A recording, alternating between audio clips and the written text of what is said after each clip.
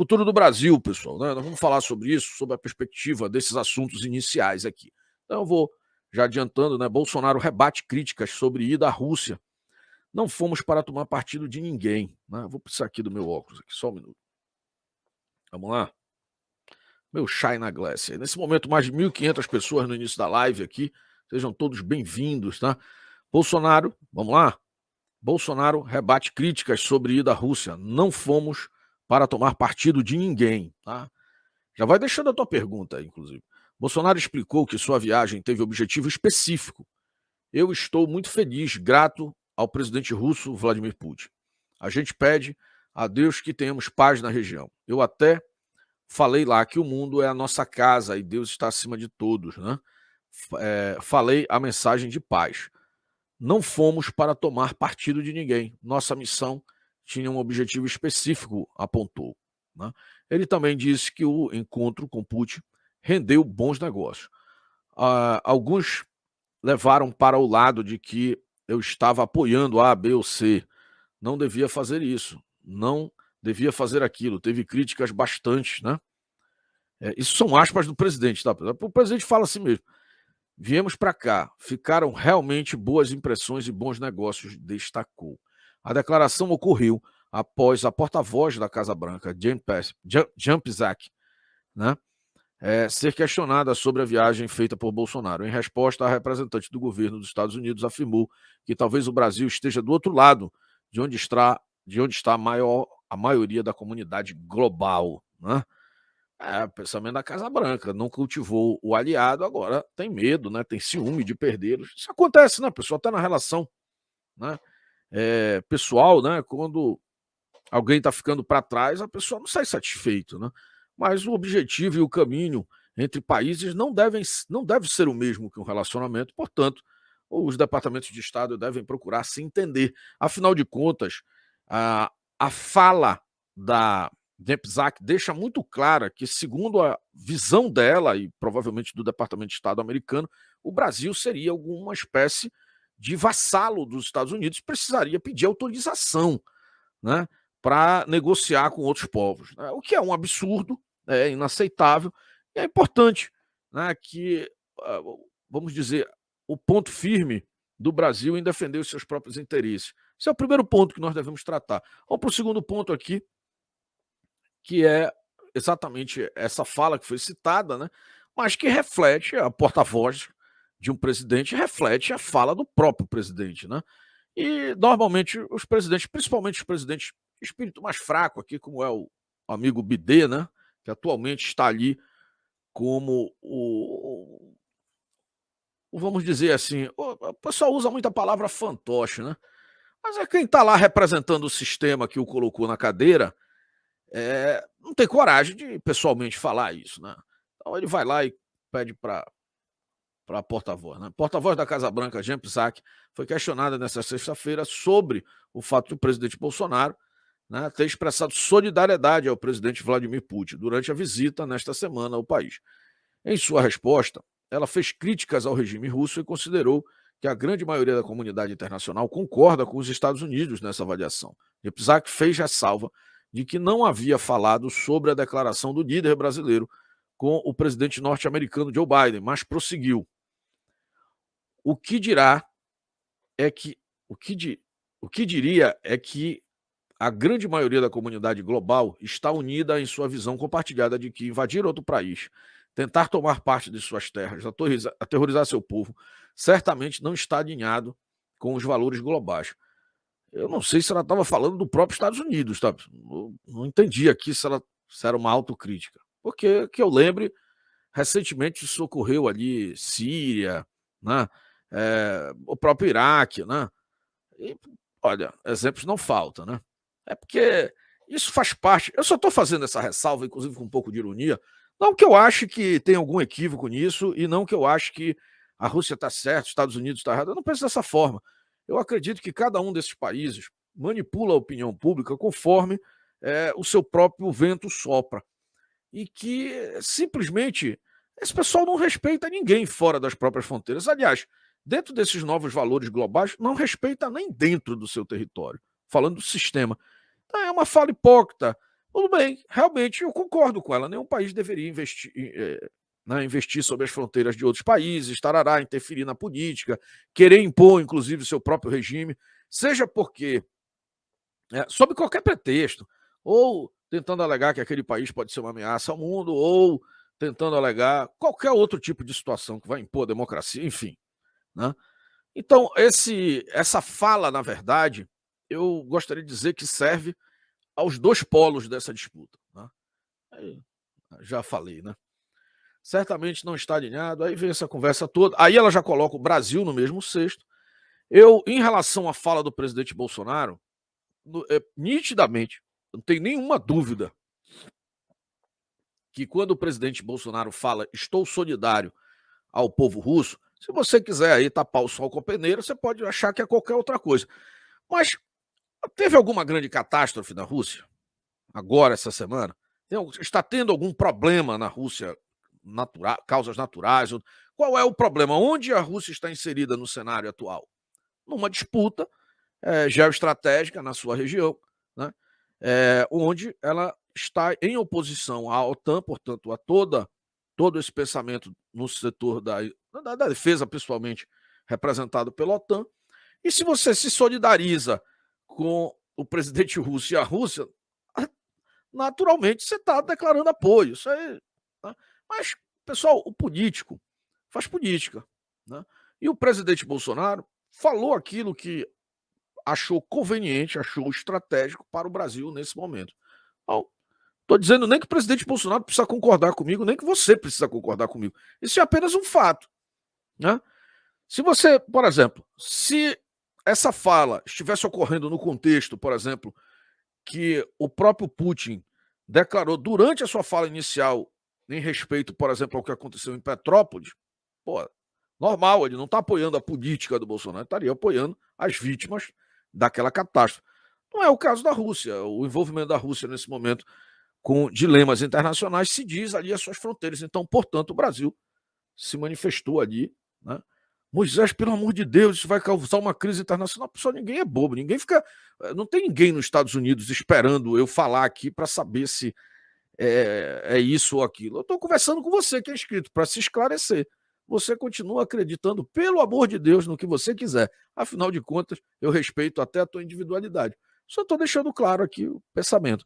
Mas, na fala da própria porta-voz da Casa Branca, esse comentário dela serve para os dois países. Pessoal, são duas potências bélicas colossais. Não tem nada que se aproxime do que representa a nível de defesa Rússia e Estados Unidos. Tá, mas tem a China, talvez em quantitativo, tarará, mas até em níveis convencionais já há uma grande disputa. É óbvio que o exército da China é maior do que o da. As forças da China são maiores que da Rússia.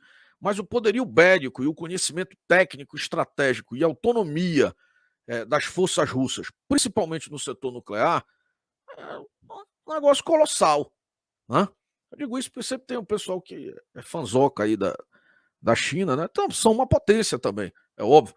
Mas nesse caso, nós estamos traçando um diálogo entre dois países que dividiram o planeta no último século. Né? Você tinha ali o pensamento que vinha da antiga União Soviética, liderado por Moscou, né? Liderado pela Rússia, e do outro lado o Ocidente, liderado pelos Estados Unidos. Então, é um confronto ali que, vamos dizer, arrepia, né, cabelo no mundo todo.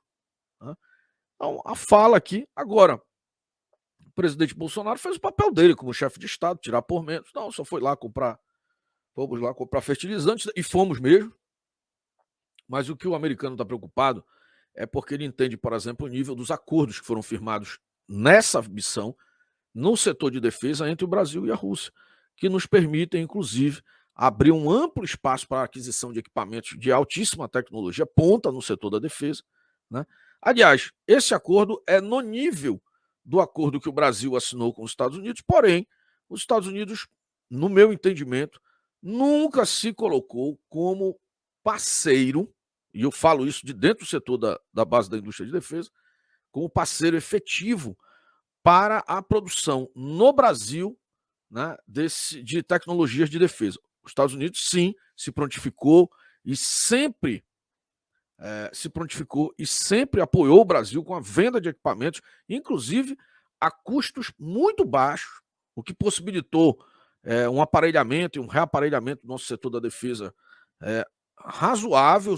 Se não fosse isso, talvez o nosso Estado seria ainda muito mais crítico a nível de defesa, né? Mas em termos de transferência de tecnologia, a questão é praticamente zero, né? Então o Brasil busca o seu próprio caminho. Eu tive essa conversa com determinados agentes políticos, agentes de Estado americano, nas inúmeras oportunidades que eu tive, e sempre que eu era questionado a esse respeito, tanto aqui no Brasil quanto lá em Washington, eu fazia questão de frisar isso. O pessoal vinha com propostas interessantíssimas. Os preços para o Brasil são incríveis. Tem equipamentos que nós adquirimos, principalmente equipamentos do FMS, né, oriundos do FMS, que é o excedente, né, dos equipamentos americanos, a preços inimagináveis. Porém, isso nos tolhia, né, e causava uma dependência dos nossos amigos americanos. E que essa relação entre o Brasil e os Estados Unidos precisaria evoluir desse polo, né? Mas o pessoal escolheu outro caminho. Nunca chegamos a esse nível lá com isso. Vamos ver. Talvez agora. Normalmente, quando você está perdendo alguma coisa, você dá mais valor e aí oferece alguma vantagem, né? Funciona assim na vida, né? Dentro desse mesmo parâmetro aqui inicial, o que nós conversamos até agora faz parte do nosso tema, o futuro. O Brasil tomou não um alinhamento, né? Mas eu não acredito que o Brasil tomou um alinhamento com a Rússia ou com a China ou qualquer outro país. O Brasil simplesmente, ao fazer esse gesto, reconhece que aquela fase de potência unipolar ficou para trás. O Brasil, na atitude que tomou, reconhece que existe um novo cenário sendo construído e ele foi lá para ouvir. De quebra, ele obteve duas coisas importantíssimas, o Brasil. De uma potência que é uma das 5 no mundo que detém um assento permanente no Conselho de Segurança da ONU, ele ouviu, eu quero até trazer essa fala posteriormente, o apoio público a nível mundial sobre a soberania do Brasil sobre o seu território da Amazônia. Que acredite ou não, depois de tanta campanha por uma mídia que é paga para isso, uma mídia que é fomentada a desmerecer e valorizar a relação do povo brasileiro com o seu próprio país, nós tem que ouvir lá fora que a Amazônia é do Brasil e o Brasil tem soberania. Isso é importantíssimo. Isso já valeu toda a missão. Segundo, além dos acordos firmados, o apoio também praticamente formalizado ali de que o Brasil detenha. E o Brasil tem grandes chances, tá, pessoal, de numa possível expansão. Né? O Brasil tem grandes chances de ser o escolhido caso haja essa expansão. A expansão é que ninguém sabe quando vai acontecer. Mas se houver a expansão para 8 assentos no Conselho, que é o pessoal pretende, o Brasil teria lugar em um desses 8 assentos. Né? Ou seja, seria ali 3 novos assentos que seriam abertos e o Brasil já tem o apoio da Rússia para que isso aconteça. É importantíssimo. Né?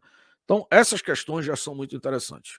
Uma outra questão é que, a nível de parceria internacional forte, para que a gente possa explorar, inclusive, algumas riquezas a nível mineral, onde o próprio presidente Bolsonaro trouxe no passado recente que nós precisávamos ter determinadas parcerias para garantir a soberania sobre alguns minerais.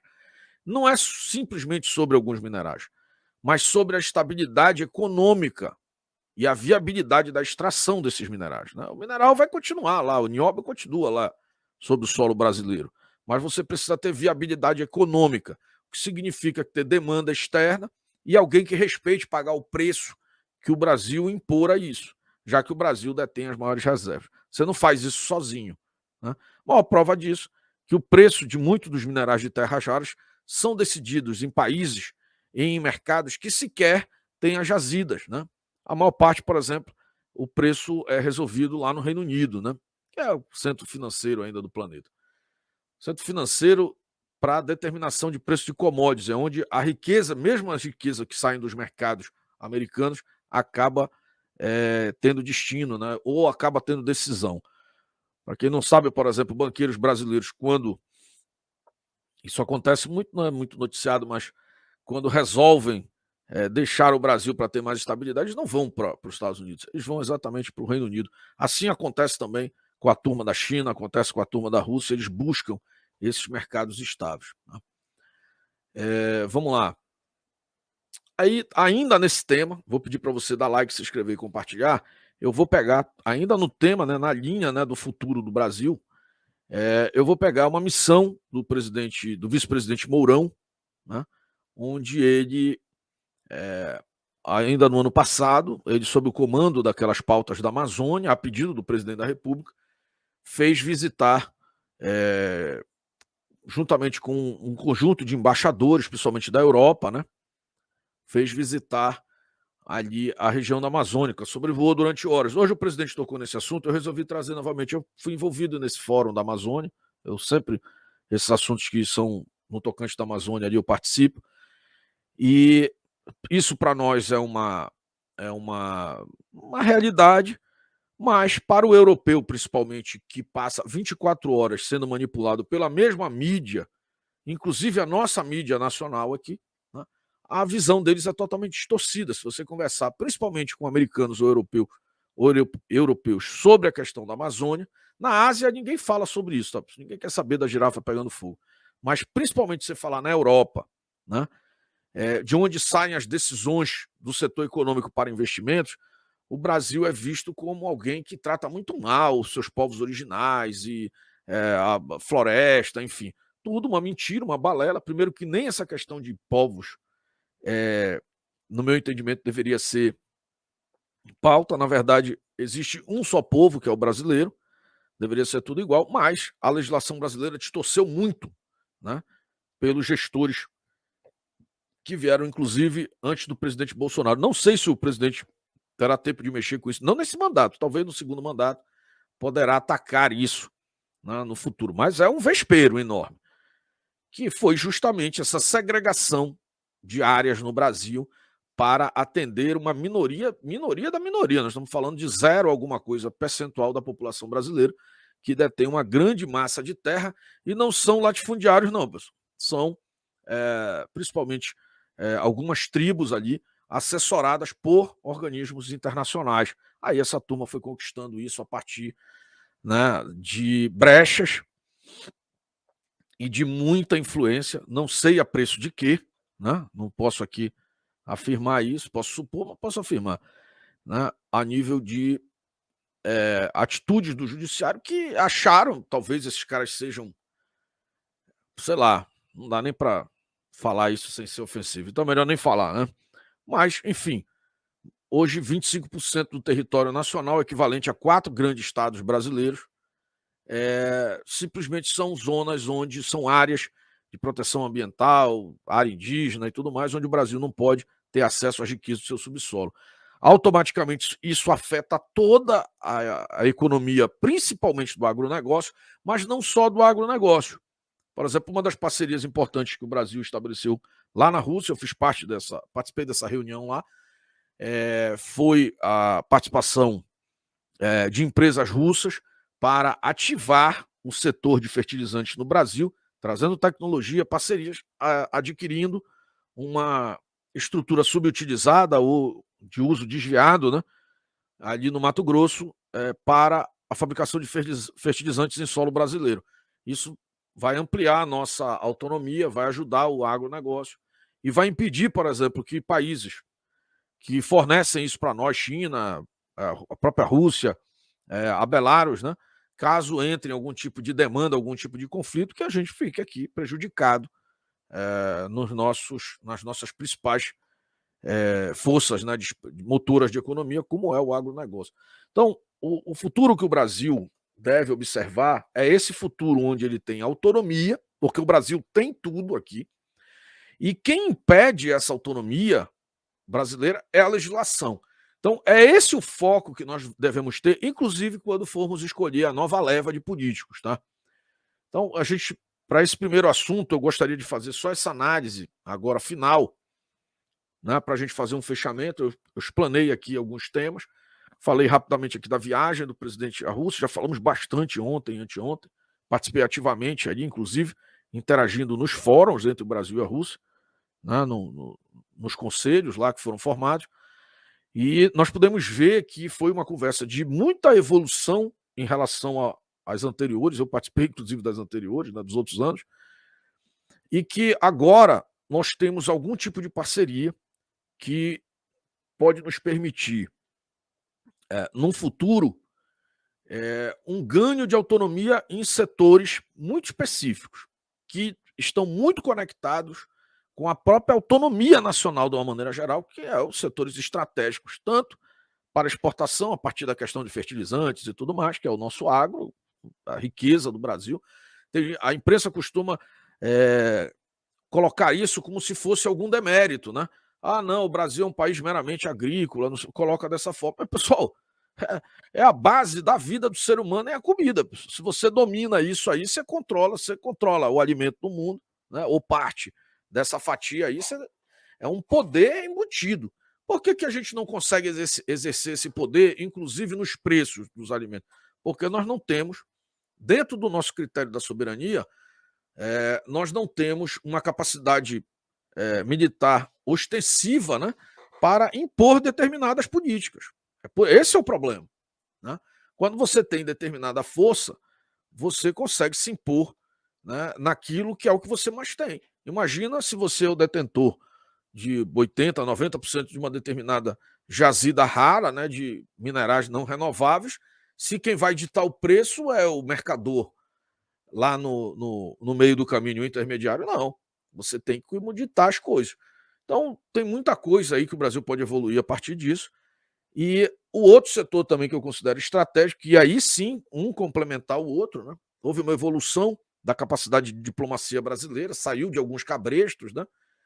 E pôde estabelecer com aquilo que uma parte do Ocidente considera hostil, uma relação mais ampliada. Então, eu acho que esses dois pontos são muito importantes, muito interessante isso que está acontecendo, né, nesse momento, e pode significar para o Brasil parcerias com transferência de tecnologia, algo que eu, por experiência, sei que existe na relação com os russos, porém, nós não obtínhamos isso, por exemplo, na relação com os Estados Unidos. Nunca foi nesse formato, sempre houve muito secretismo.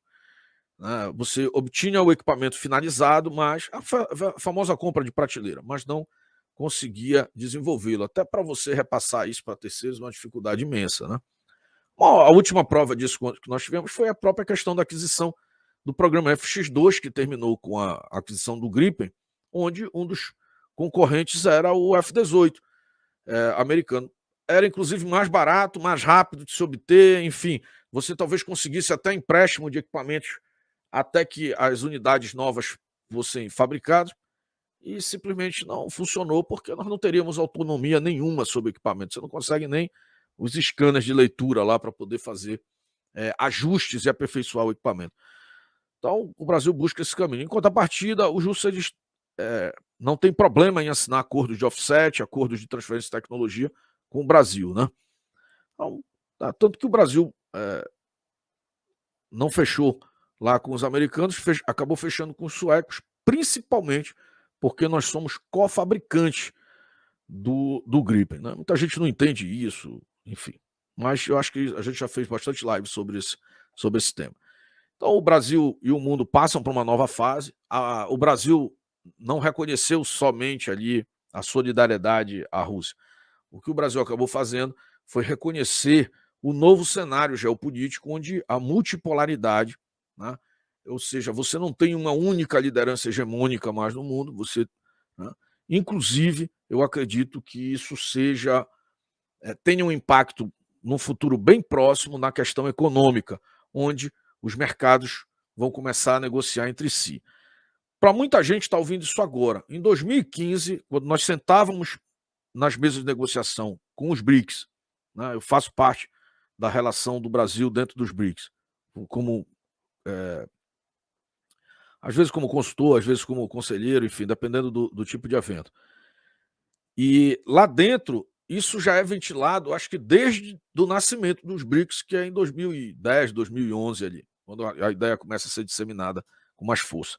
E desde que há os primeiros eventos, inclusive no Brasil, né, eu lembro bem de nós termos discutido isso e também no exterior. Aliás, foi com esse objetivo que se criou também o Banco dos BRICS, para que você fomente os fundadores, né, do processo, mas também países que queiram aderir a essa questão econômica em relação a países que fazem parte dos BRICS. Imagina que uma Argentina, ou sei lá, o Peru, resolva fazer negócios com a China ou com a Rússia, o Banco dos BRICS poderia aí ser o intermediador financeiro, né, responsável pela garantia da operação. Para quem não sabe, os negócios internacionais, todos eles são necessariamente garantidos por países, por fundos ou por bancos. Então é uma engenharia complexa financeira para você fazer negócio entre países, né?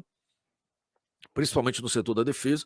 E aí o Banco dos BRICS poderia ser o fiador, vamos dizer, e até o intermediário dessa negociação. Essa questão em si, ela pode ser motivo suficiente no futuro próximo de uma escalada de conflitos, né? Menores, até que nós tenhamos um conflito de grande proporção, porque isso seria uma quebra da ordem financeira atual. Não é tão simples quanto o pessoal imagina, né? E tem vítimas reais disso na atualidade. Por exemplo, a questão entre o Brasil e a Rússia para os helicópteros Mi-35 tem a ver com essa dificuldade de você pagar o fornecedor, do fornecedor receber e poder prestar o serviço. Está enquadrado aí nesse pacote. Mas tem diversos outros exemplos. Então, termino aqui essa análise, dizendo que o Brasil está buscando esse novo caminho. Quem teve coragem de fazer isso foi o presidente Bolsonaro, né? Tem que ter coragem mesmo. Mas principalmente que o resultado disso é que a gente pense bastante em quem nós vamos permitir assento no Congresso, agora em outubro de 2022, porque serão essas pessoas que poderão possibilitar ou não que, além dos avanços obtidos até agora, a gente possa avançar em políticas que destravem não a economia brasileira, mas a autonomia brasileira sobre as suas próprias riquezas. O Brasil hoje está algemado em decorrência de decisões pretéritas no Supremo Tribunal Federal, mas através também de leis criadas no Parlamento. Vai ser preciso um Congresso visionário, patriótico, com conexão, né, com a população, mas também acima disso, com competência. Porque não adianta também você colocar muita gente com muita boa vontade e no final a pessoa só sabe, sei lá, contar piada ou, sei lá, jogar um esporte qualquer ou é um bom ator em cima do palco. Não, você precisa de pessoas que entendam o processo. Isso também não vai adiantar nada. Aliás, eu fiquei muito feliz hoje de ouvir isso na fala do presidente, porque eu falo isso aqui sempre, e o próprio presidente cobrou isso hoje da população. O próprio presidente disse, olha, você vai votar... Ele estava se referindo a vereadores, né, principalmente por conta da questão do passaporte sanitário. Mas ele deixou bem claro, presta bem atenção em quem que você vai votar, porque às vezes o cara é bacana, é simpático, legal, alegria da família, alegria do bairro, mas ele tem competência para estar lá e, dentro do ordenamento jurídico, agir para, primeiro, impedir que o prefeito cometa arbitrariedade. Nesse caso, eu trago até para a questão nacional, né? Precisa ser falar do prefeito, pode ser o governador, pode ser o próprio presidente, né? E para propor e defender com competência questões que beneficiem e destravem o Brasil. A resposta, pessoal, está sempre na nossa mão. Tá? E não adianta vir aquele pessoal que eu já até perdi a vontade, dá até preguiça. Quando o pessoal, mas com essas urnas. Meu amigo, você pode fazer o que diferente disso? Faça. Se você tiver a resposta diferente do que é o voto, eu só digo uma coisa: faça. O que nós temos como ferramenta possível dentro desse ano, olha, não tem ninguém aqui que tenha brigado mais por tudo que a gente está conversando aqui. Voto impresso, tudo que se passou, reforma da Previdência. Eu fui para as ruas para isso, em todo o Brasil, inclusive. Eu não fiquei só aqui na internet falando. O que já é muita coisa, porque o nível de exposição é boçal. Mas eu também fui às ruas. Então, o que nós podíamos fazer foi feito. O que não deu para fazer, eu não posso ficar agora reclamando. A gente vai ter que chegar lá em 2022 e vota. A garantia que nós temos é que a partir de 2021, do 7 de setembro, houve o chamamento das Forças Armadas para participar do processo eleitoral e agora a gente tem um aliado forte ali, pelo menos para monitorar essa situação. Né? Pelo menos para avalizar ou não. Se avalizar, eu confio. Se não avalizar, a gente vai ter que sentar aqui e ver o que vai fazer, porque também as forças, se não avalizar, é porque não confiam. E aí? Né? Mas não vamos antecipar a dor. Eles estão lá, significa que estão no processo. O que é que cabe para mim e para você, como civil aqui, o indivíduo comum da sociedade? Só tem um dia que nós participamos efetivamente da democracia. O pessoal fala em democracia todo dia, olha, democracia, dá de democracia no cara. Mas, na verdade, você é nós todos somos um peão dentro daquilo que se chama democracia, porque a gente só faz dizer sim, senhor. Mas tem um dia onde você manda na democracia. É no dia do voto. Só tem esse dia. É o dia que você comparece lá e digita, né, na urna. Agora, se você vai querer agora, diante de não poder fazer outra coisa, questionar isso e não exercer esse direito, eu já vou dizer uma coisa: quem ganha é o cara que vota diferente de você. Porque esse, meu amigo, é esperto. Ele trabalha para dissuadir as pessoas de votar, para que o grupo da minoria, para o grupo minoritário, ser elevado no voto. Porque cada um que desiste do lado daqui reforça o voto organizado do lado de lá. Né? A gente precisa estar desperto para isso. Por isso que a hashtag aqui no canal é hashtag vai votar e hashtag troca tudo. Não quero nem saber o resto. Vai lá e troca. Né? Então vamos caminhando aí que tem jeito, tem solução. Já tem um presidente lá. Né? Agora nós precisamos entregar um congresso ali, um parlamento, inclusive nos legislativos estaduais. Vamos entregar um parlamento lá, 513 cadeiras renovadas lá no Congresso e 27 cadeiras no Senado, que é o que é possível. Mas nós temos também 27 governadores para trocar. A decisão está em cada estado aí. E é óbvio, a gente tem que reforçar sempre: governador só comete, só faz coisas boas ou ruins se o legislativo permitir. Portanto, é importante também quem você vai escolher para deputado estadual. O governador não corre sozinho, não, pessoal. O governador.